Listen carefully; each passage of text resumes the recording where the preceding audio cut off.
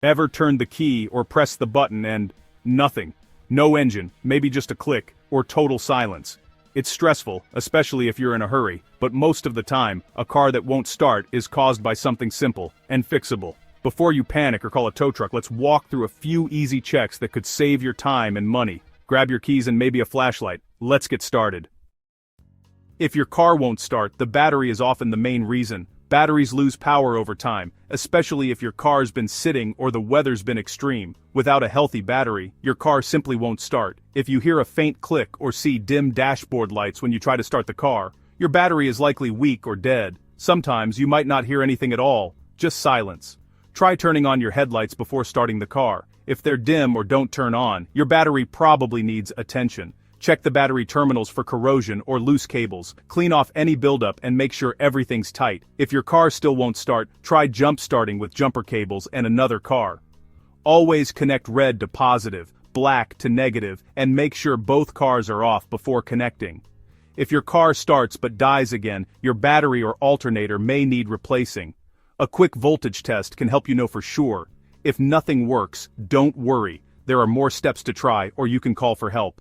Let's move on to the next step. Sometimes, when your car refuses to start, the culprit isn't the battery or the engine, it's actually your key or the push-start system. Modern vehicles rely heavily on electronic key fobs or push-to-start buttons, and if there's an issue with these, your car might not even recognize that you're trying to start it. This can be frustrating, especially if you're in a hurry or it's late at night. But before you panic, let's walk through some simple checks that could save you a lot of time and stress. First, check your key fob. If the battery inside is dead, your car's sensors might not detect it at all. This is a common issue, especially if you've had your car for a few years, or if you use your key fob frequently. Try using your spare key fob if you have one handy. Sometimes, the backup fob works perfectly even when your main one doesn't, which is a clear sign the battery is the problem. If you don't have a spare, see if you can borrow one from a family member or friend who shares the car. If your car still won't start, try holding the key fob directly next to the start button. Many vehicles have a backup system that allows the car to detect the fob at close range, even if the battery is weak. Press the start button while holding the fob right up against it. Sometimes, this is all it takes to get going. For those with traditional metal keys, don't overlook the possibility of wear and tear. Over time, keys can become worn down, making it harder for the ignition to recognize them. If your key feels loose or doesn't turn smoothly, try gently jiggling it as you turn. This can help the internal tumblers align just enough to start the car. Next, take a look at your dashboard. Is there a blinking security light or a warning symbol you haven't seen before? Many cars have an immobilizer system that activates if the key isn't recognized. If you see a flashing security icon, your car might be in lockdown mode, preventing it from starting as a theft deterrent. If you suspect the key fob battery is the issue, replacing it is usually quick, cheap, and easy. Most key fobs use a standard coin cell battery that you can find at any electronics or hardware store. Just pop open the fob, swap out the old battery for a new one, and try starting your car again. You might be surprised how often this simple fix works. If you've tried all these steps and your car still won't start, it might be time to call your dealership or a trusted mechanic. Sometimes, the key or push start system needs to be reprogrammed, especially if there's been a glitch or if the key has lost its programming. While this can be inconvenient, it's better to get professional help than risk being stranded. By checking your key or push start system, you've ruled out one of the most common and easily fixable reasons your car won't start. Let's keep moving and see what else could be causing the issue.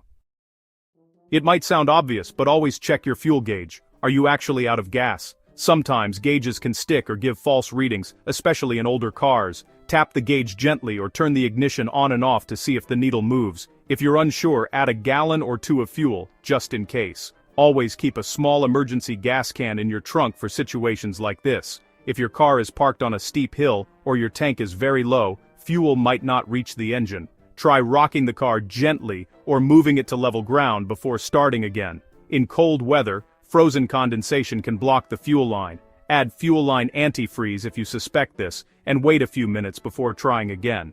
For diesel engines, running out of fuel can introduce air into the system. Don't keep cranking. This can make things worse. You may need to prime the system or call for help. If adding fuel doesn't solve the problem, The issue could be with your fuel pump or injectors. Let's move on to the next step. When your car won't start, pay close attention to the sounds it makes as you turn the key. Each sound is a clue to what's wrong. Hear rapid clicking. That usually means your battery is too weak. Try a jump start or check your battery connections. If you get one solid click, but nothing else, the starter might be stuck, or the relay could be bad. Gently tap the starter and try again. If the engine cranks but doesn't fire up, you're likely missing fuel or spark. These are common issues.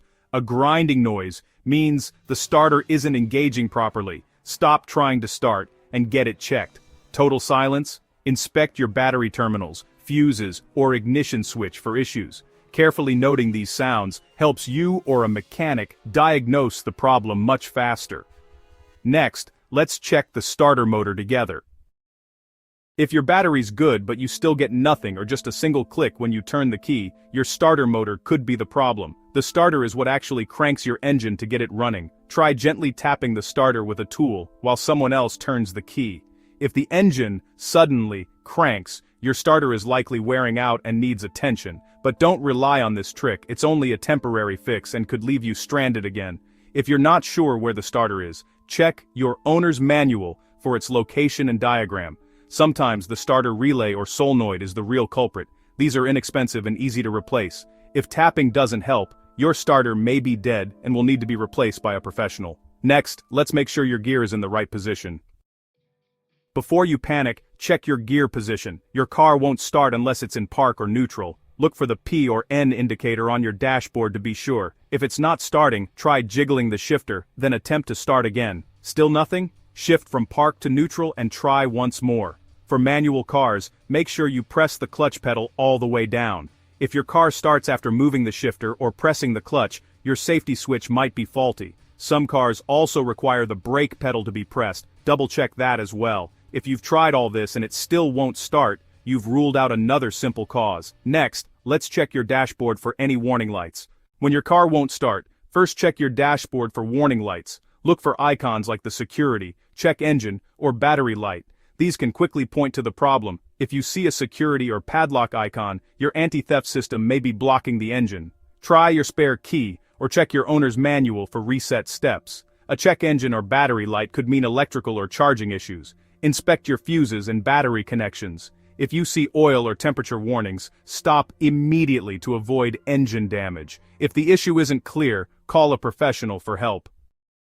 If this helped, remember these steps for next time. Most starting problems are simple. If your car still won't start, it's time to call for help, but now you can explain exactly what you've tried. Stay safe, and don't forget to like, subscribe, and share this video. Until next time, keep your wheels rolling and your mornings stress-free.